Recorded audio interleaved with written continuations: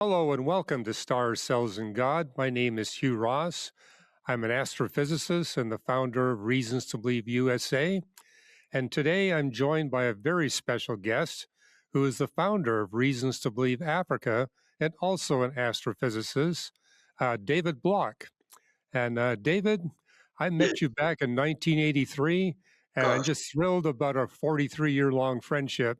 So, Oh, yeah, we're here to talk about wonderful. eclipses and solar eclipses. There is a difference between a lunar eclipse and a solar eclipse. So I'm going to give you a couple of minutes just to talk about your background, your research, and then jump into the topic of what we can learn from solar eclipses, what's so exciting about solar eclipses, and what we can look forward to. So Yes. take it away. Thank you, Hugh.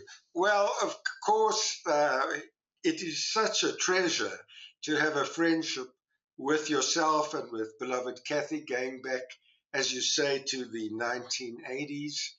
Uh, I am the director of Reasons to Believe Africa, which is an exceedingly interesting offshoot of Reasons to Believe US, which you founded, because there is such a need for apologetics on the continent of Africa.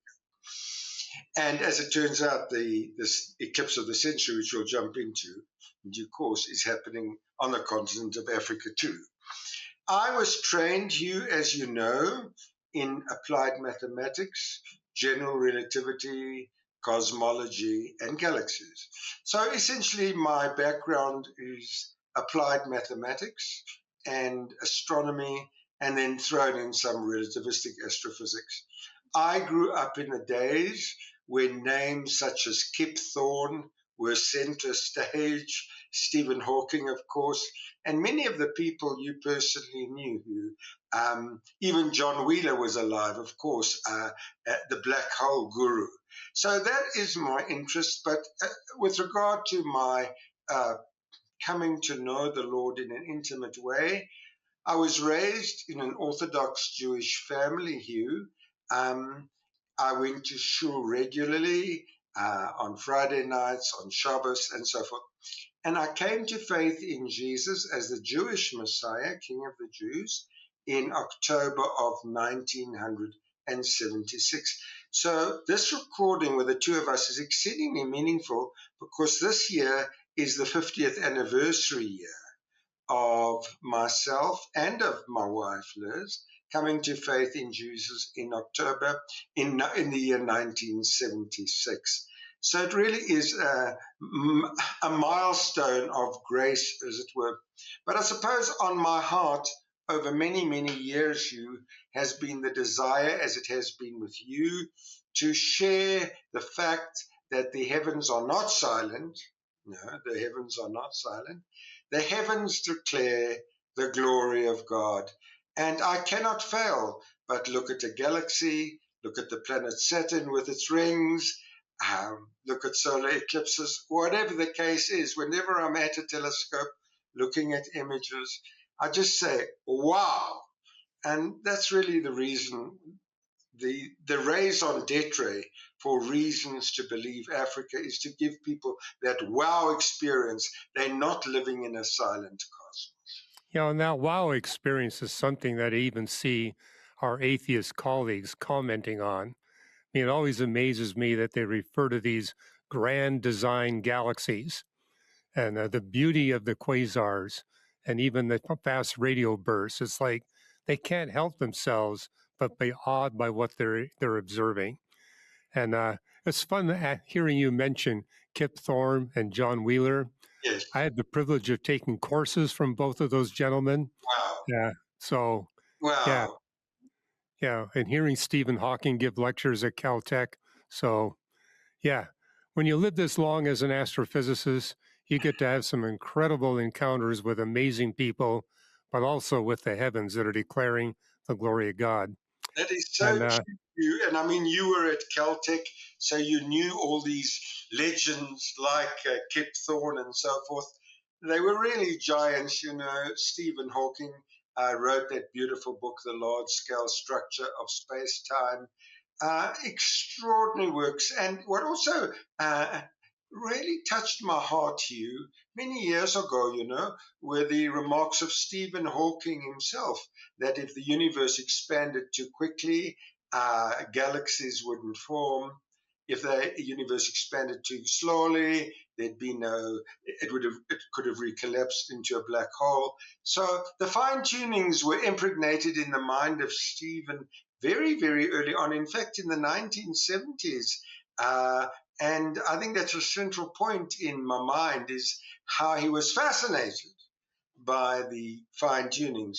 He never acknowledged that it was the work of the creator. But in those early years, in the 1970s, he wrote quite a lot about the incredible findings. Do you remember that, Hugh? I do. And a friend of mine at Caltech, Don Page, who is a very committed Christian, went to Cambridge to do his postdoc, couldn't find any place to live. And so Stephen and his wife Jane said, "Well, you can live with us." And I Gosh, remember Don Page saying, "Well, that's a very generous offer, but I'm a Christian. I begin my days with Bible study and prayer. Is that going to be a problem?" And they yes. said, "It will only be a problem if you don't allow us to join you." And Wow, so for a wow, 4 year period, Stephen and Jane had morning quote devotions with Don Page. I wow. remember Don telling me too that the thing about Stephen, he was fine with the discussion as long as it stayed at the level of deism. Once Mm, you got to the personality of the creator, you got the famous Hawking smirk, which basically was saying to everybody, "I've stopped listening to you."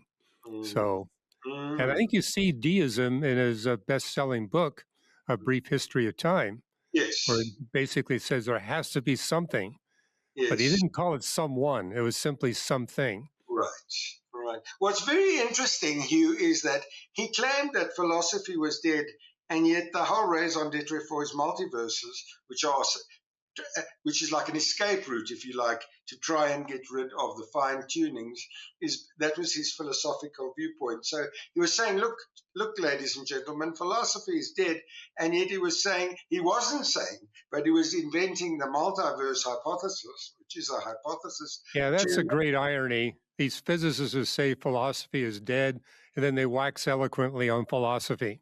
So, hey, let's talk about eclipses. yes. And the thing I've noticed is when people see a total solar eclipse, it's just so awe-inspiring to them. When you mentioned the heavens declare the glory of God, there's nothing like a total solar eclipse to really strike people with that awe. Yes. So, and Oh, absolutely, Hugh. I have led many teams, as you know, probably about 10, to see the Aurora Borealis in Norway. And I've led also, I remember there was a total eclipse of the sun near Beit Bridge in South Africa. And we'll go into the physics of eclipses in due course. But to tie into your point, you are so right.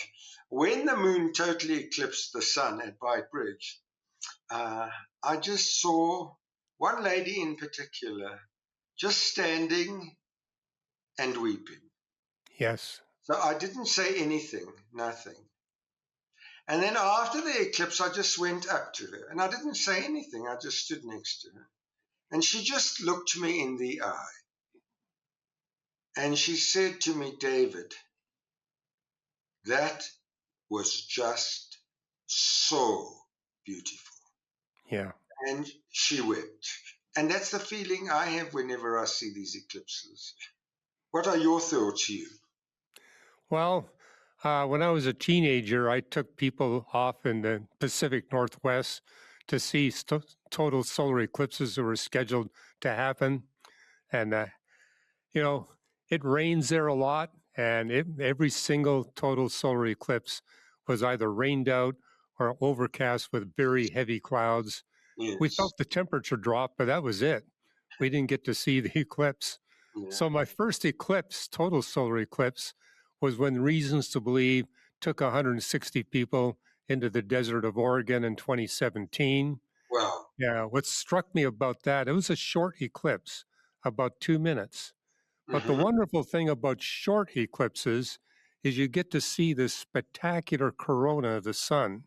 And Mm. I was amazed that I could, with the naked eye, I could see the corona going out 10 moon diameters. Wow. And it's Wow. like, and you Wow. can only see that with a short eclipse because you need the moon to almost perfectly eclipse the sun. Um, and a lot of people with us were saying, "Hey, are we going to see stars?" And I said, "With an eclipse that short, you're going to be able to see Venus, you're going to be able to see Jupiter, but that's Yes. it. The Yes. eclipse is just too short." The thing Yes. about a short eclipse is the corona.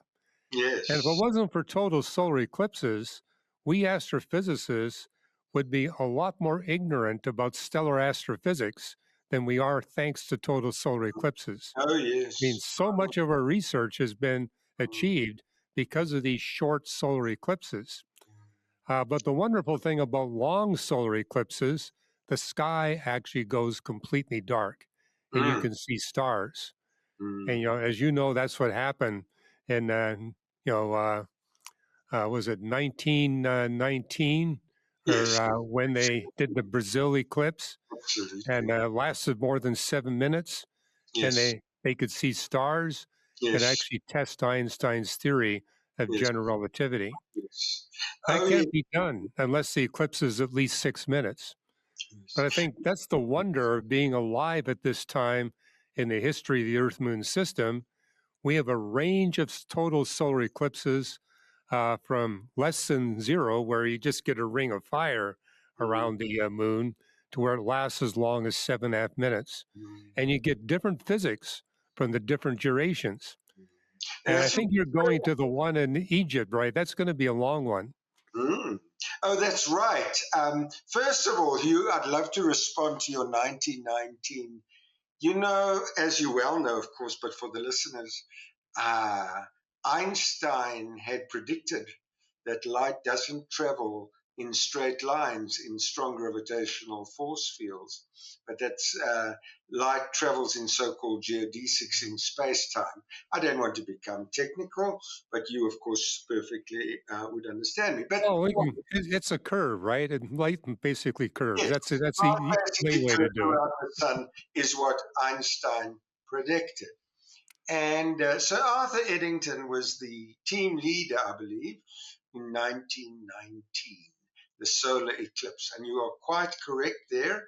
Again, I walked down memory lane, setting up all these gargantuan telescopes. You can imagine it was an absolute, must have been a nightmare shipping all these huge, we talk of taking, say, a kilogram or 2 or 5 kilograms of photographic equipment, yet now, then they would take loads, probably tons of equipment to Brazil and elsewhere.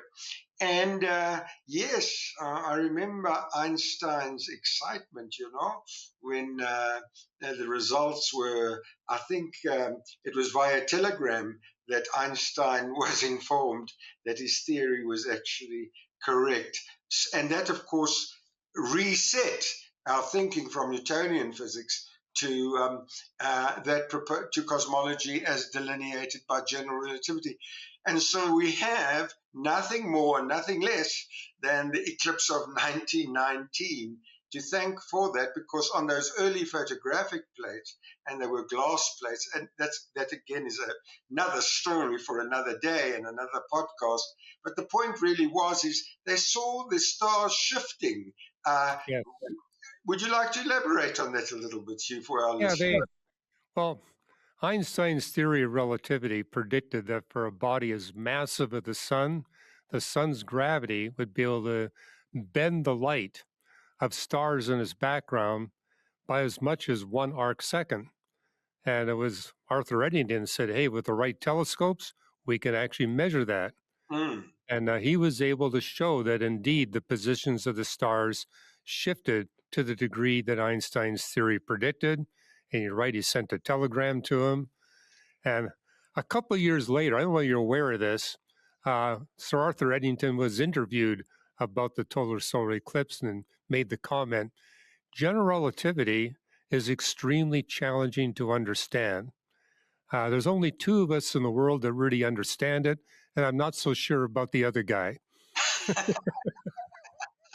oh, that's lovely. Oh, that's lovely. So Eddington wasn't sure whether he understood it fully. Now, I think it's an absolute, we're talking about eclipses in this little podcast, and that 1919 solar eclipse, total solar eclipse, really was the catalyst for modern cosmology. And we It must really was. take it. And, we're not going to be able to see total solar eclipses for a whole lot longer. I mean, the moon is gradually spiraling away from the Earth. And Mm, so only relatively recently has the moon's diameter in the sky been sufficiently similar to the sun's diameter that we can see total solar eclipses. mm, And as the moon continues to spiral away, a time will come when we can't see any total solar eclipses at all. mm, And the window is about 300 million years wide. mm. So it's like, but the interesting thing is we're kind of in the middle of that window, which Yes. allows us to see total solar eclipses that range from a few seconds all the way up to 7.5 minutes.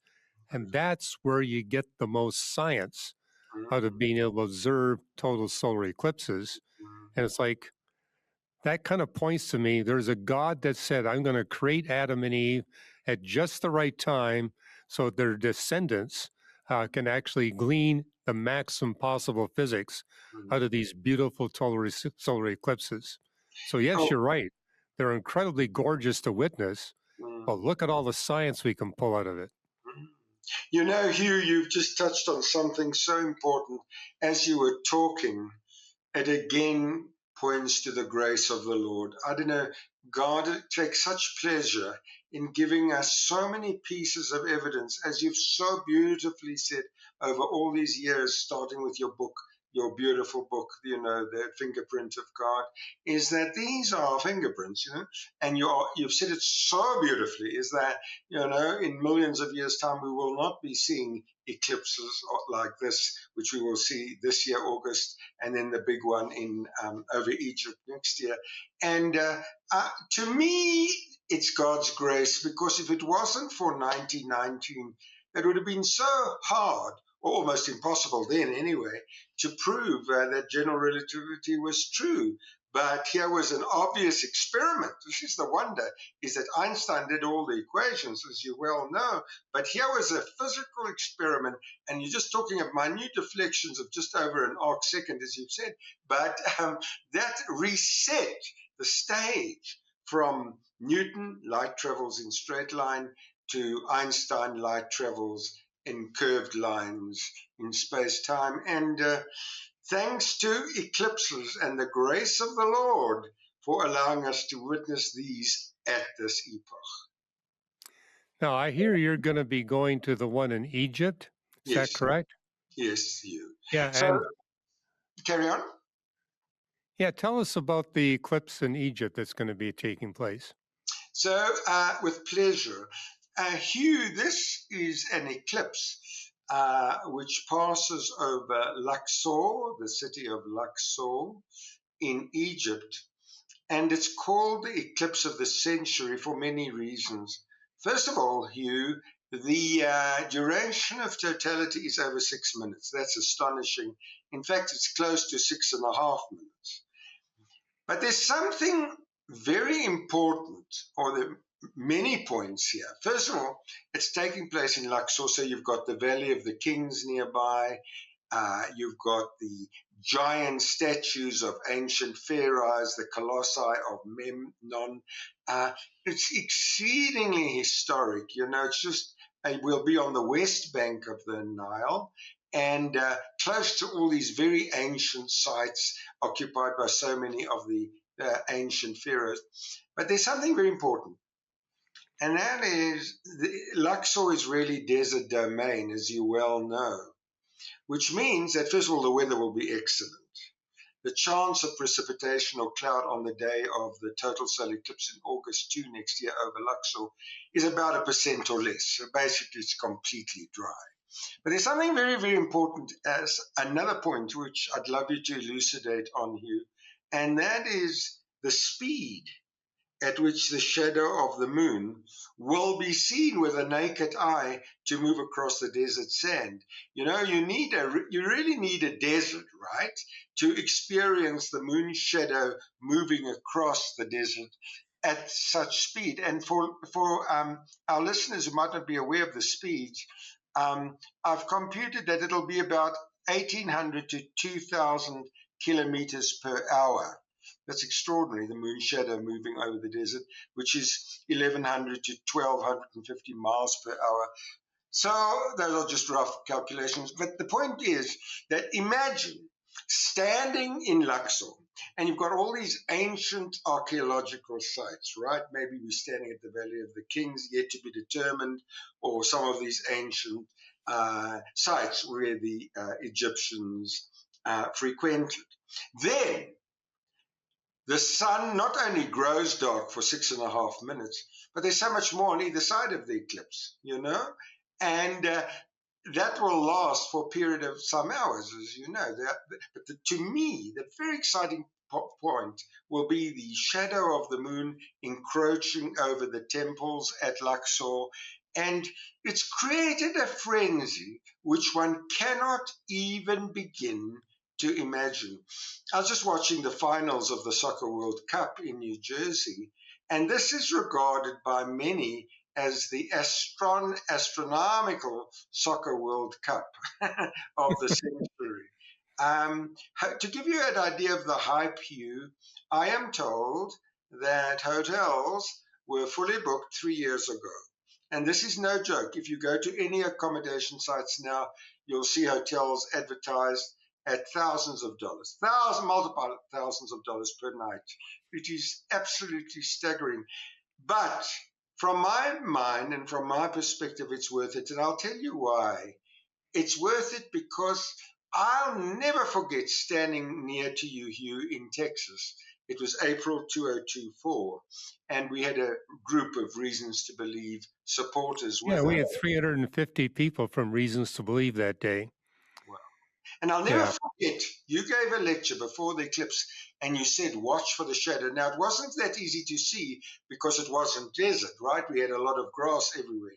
But the point is, from the desert, I'd love you to elucidate what people in Luxor can expect to see with a shadow racing across at nearly 2,000 kilometers per hour. Well, you are correct that it's easiest to see in a desert area.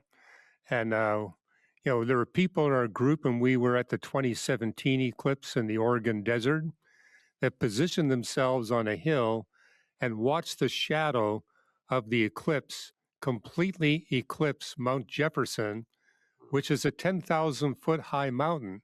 So the whole mountain went into darkness as the shadow came Wow, towards the observer. wow, But wow. because it was a 2.5 minute eclipse, the width of the shadow wasn't that great. And Mm, so what you're going to see in Luxor will be much more spectacular because you're looking at a 6.5 minute eclipse, not a mm, 2.5 minute eclipse. But yeah, I would tell people in your group, get up on a high hill somewhere and watch the shadow come towards you. And mm, when the eclipse is all over, watch it race away from you because that's mm, kind of fun too. The mm, eclipse is over, the mm. 7 minutes have gone by, but you can still see the shadow racing away from you, as you pointed out, at about 1,600 kilometers per hour. And my No, dad saw that when he was young, and he says there's nothing like watching the shadow speed towards you, engulf you in darkness for a few minutes, then race away. But That's yeah, you have incredible. to be in a dry place, and you got Mm, to be up on a hill in order mm, for to be able to have that experience. mm. Well, Hugh, that is correct. It's not only the shadow coming towards us, but at the end of the eclipse, moving away at such an incredible speed.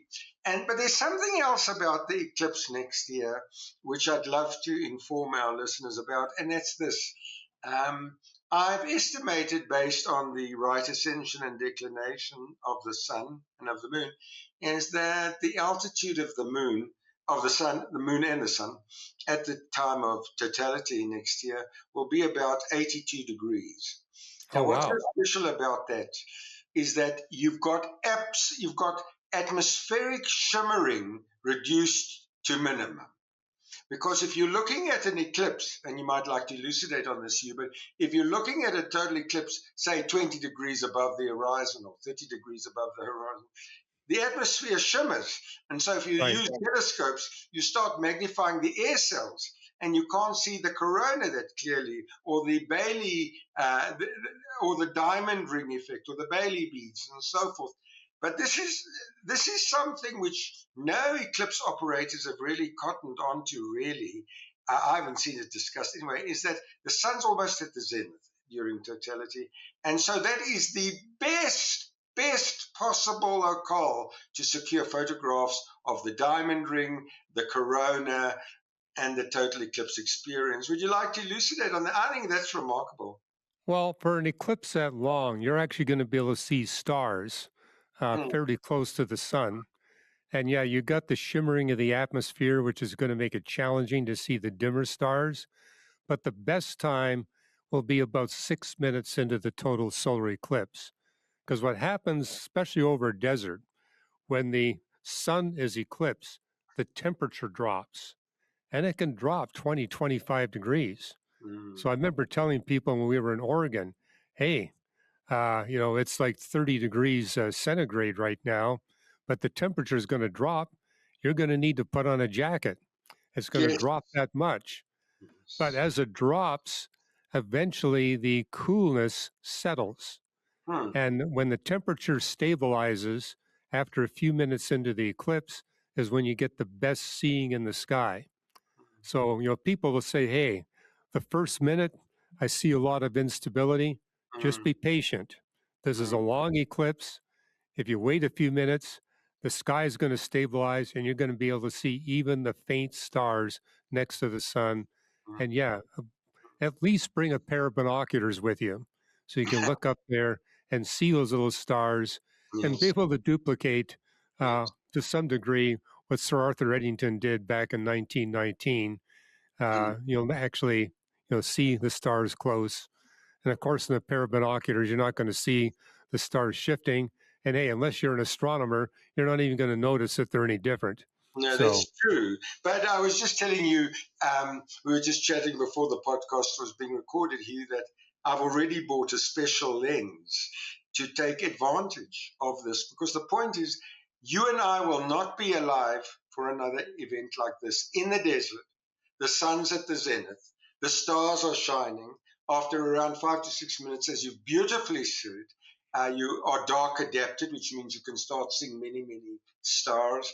I mean, it's an extraordinary event, and I believe that this is the reason why Luxor was booked out almost 3 years ago, is that it is of a staggering, not only scientific importance, but I would like to say this, if I may, Hugh, it's of staggering emotional. It's a staggering emotional experience as well, because to stand in the footsteps, of Einstein, of Eddington, and his team, and then to be in Luxor, the ancient city where the pharaohs lived and worked and reigned, the ancient Thebes, as you know. It's not Cairo, this is Luxor, and that's why I'm trying to. I will be in Egypt in 2 weeks' time, Liz and I, but we are trying to rent, as it were, or charter a boat called a dahabeah. Those are these ancient wooden boats which the pharaohs used to sail up and down the Nile. And the idea of a private charter is this: you need to get away from the crowds, because if you're trying to witness this magnificent event and you've got people running to and fro and hither and thither, it destroys the experience, right? So you need to be alone with your group. You need to be quiet and alone. It reminds me of our Lord himself. He went into a desert place alone to pray. And Pascal emphasizes, didn't he, Hugh, the wonder of silence and listening to God in a well, silent that was the room. wonderful thing about the reasons to believe trips we did in 2017 and 2024. We basically rented a Christian camp that happened to be in the total eclipse path. We had the whole place to ourselves. And I was able to take people up on high hills, and there was no one else around.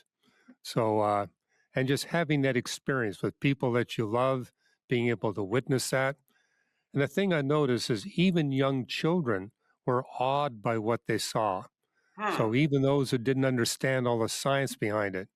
So you're right. It has an incredible emotional experience. I think what excites me about what you're organizing in Egypt, the pharaohs that built those structures in Luxor were the same pharaohs that said, we need to invest in astronomy. Hmm. At the peak of the Egyptian empire, as much as 25% of the gross national product of the Egyptian empire was funneled to the astronomers. Hmm. I think that would make you envious, right? Can Yes, you imagine having 25% of South I Africa's gross national product can't. I to can't. be able to devote to astrophysical research? But it's because of that enormous investment that these ancient Egyptian pharaohs put into astronomy that today we have data. And the thing that amazes me about these ancient Egyptian astronomers, without telescopes, just with transit instruments, just with these stone observatories where they arranged the stones to be like gun sights to make as accurate measurements as they could, they were still able to measure the variation of variable stars, in some cases to 5 places of the decimal. Hmm. Hmm. And because of that, I mean, the most famous example is what they did with the star Algol. They measured its period to 5 places of the decimal. Hmm. Today, we can measure it to 9 or 10 places of the decimal. Hmm. But because it's an eclipsing variable star, its physics changes over time. Hmm. And their records go back to 3500 BC. Hmm. And so we can look at the records from that time to about 1000 BC, Hmm. compare it with our modern day measurements, and Hmm. it's actually revealing physics of the interior structure of stars Hmm. that we couldn't have gotten Hmm. unless the ancient Egyptians devoted that much time and attention and meticulous care to their observations to make those points. So we're the beneficiaries of Hmm. ancient peoples Hmm. basically saying, the heavens are wonderful. We need to investigate that wonder. So You even know, without that Bible verse, yes. Carry on. Yes. You know, Hugh, one other thing regarding being the beneficiaries of all these ancients is, do you remember that the fact that the Earth is not flat, but an oblate spheroid, was computed by Eratosthenes, right? in And Egypt, in yeah. didn't he put his shadow sticks in Egypt? It was. And he measured the deflections of starlight and shadows of the shadow stick, shadows cast by the stick which he placed there, and he actually computed the radius of the Earth. I mean, that was extraordinary all those years ago. Yeah, actually did it to 1% precision. Hmm. So, That's astonishing. That is absolute. I mean, I've done that. I've done that little calculation with my students in first year, and it's astonishing. You get it out almost correctly. As you say, within a few percent, it is absolutely staggering. Again, done from Egypt, and I think that's a wonderful reason, for a group to, come with us to experience this eclipse, not maybe in someplace in the Sahara Desert, but in Luxor, where these giants, well, you were with us in 2024 in Texas, mm, and 4 of us gave talks uh, before and after the eclipse. And I remember one of them we were talking about because of lunar eclipses and solar eclipses, the ancient peoples could make relatively accurate measurements of the solar system, determine that stars were bodies like the sun. And so the idea that the ancients had no idea what the universe was like, a total myth.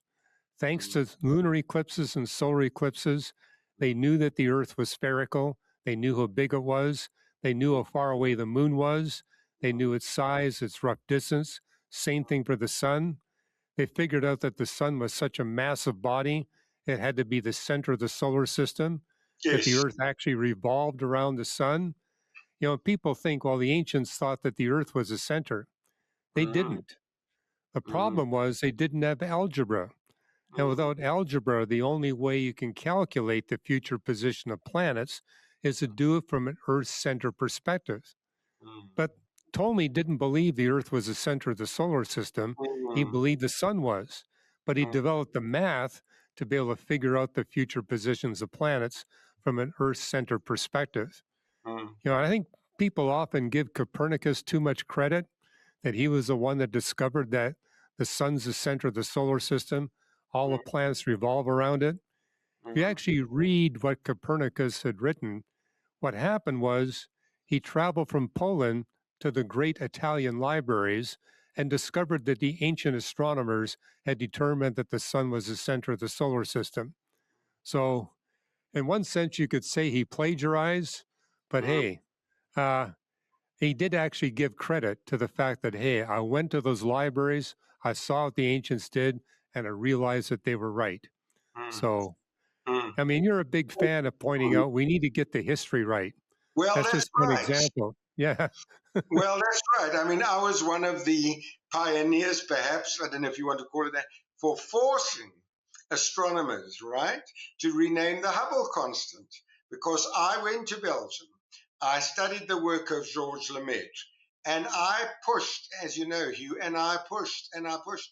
I said, this is wrong that Edwin Hubble gets all the credit when Lemaitre had uh, suggested a value for the a value for the rate at which the Big Bang universe expands several years before, I think in 1926, somewhere around there.